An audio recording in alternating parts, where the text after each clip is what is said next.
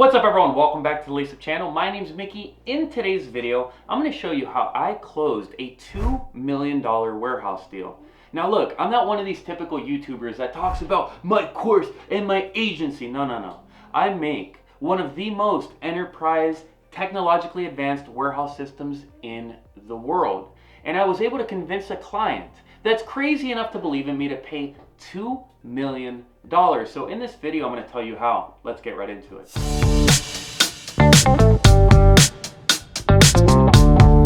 So I signed a non-disclosure agreement, which means I can't tell you who the customer is, what the terms are, all this. I could just tell you in broad terms that I did this.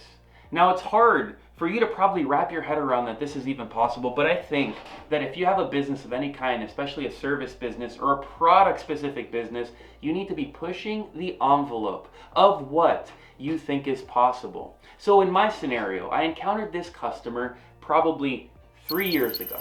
For the very first time, they ran across one of my videos on YouTube, they clicked on the video, and they thought that I would be the perfect fit to consult them on how to optimize all their warehouses. Well, thank you, YouTube. Now, right away, from the get-go, I was not accustomed to doing deals of this size. Like, I'm not gonna lie to you, I had never done anything bigger than 100 grand. We were going 20 times that on the dollar scale, and on an enterprise scale, we were looking at 70 to 80 warehouses. Think about that for a minute. 70 to 80 warehouses, 80 times bigger than anything I had ever done. But here's the deal. As I went through more and more of these conversations, I morphed from a consultant to the eventual provider and partner with the customer in the way that I was able to convince them to transition to the full person that would do the entire project from beginning to end, is helping them understand that if they're going to spend the time in teaching someone, i.e. myself, their entire workflows, how they do everything, how they receive, pick, pack, ship, return, do cycle counts, how they do all of these things, then that should be the person that knows about the system that's going to be implemented, which I did because I've got a WMS company. So I knew what they want, what I have in my system, I compared the two, and then I told them what the differences were.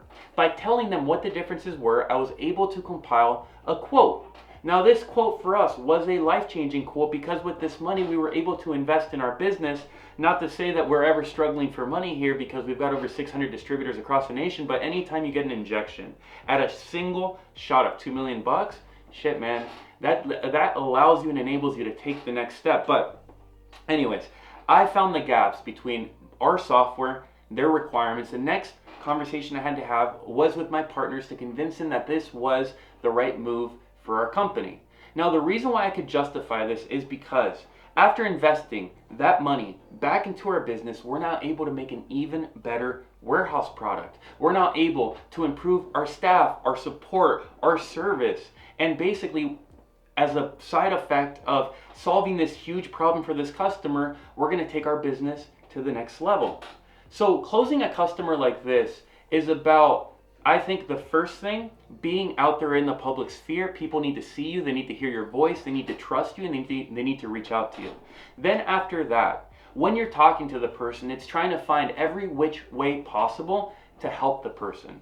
Right? I never have like a horse in the game. I never, in the back of my head, I'm thinking, I need to close this to make money. I'm always thinking, how can I provide value to this person? And that's exactly what I did when I compared our software to what they needed. And I even gave them the entire framework for what to do to get the software built, even if they didn't hire me. Think about that for a moment.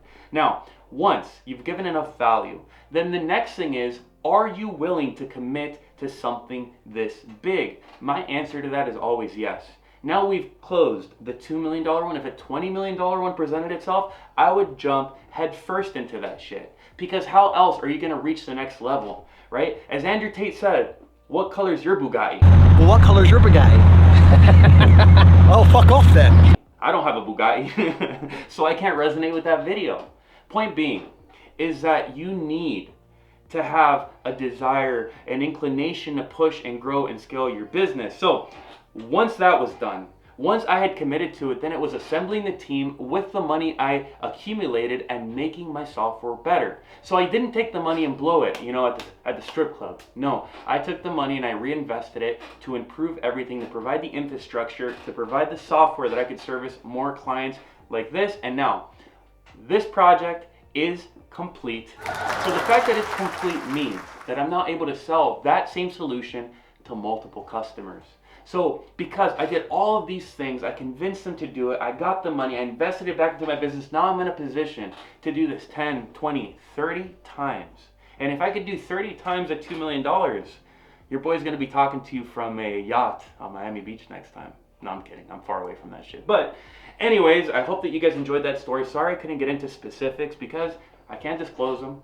But it was a good story, wasn't it? Go down below, give me a thumbs up, give me a subscribe. And I look forward to seeing you next video. Take care.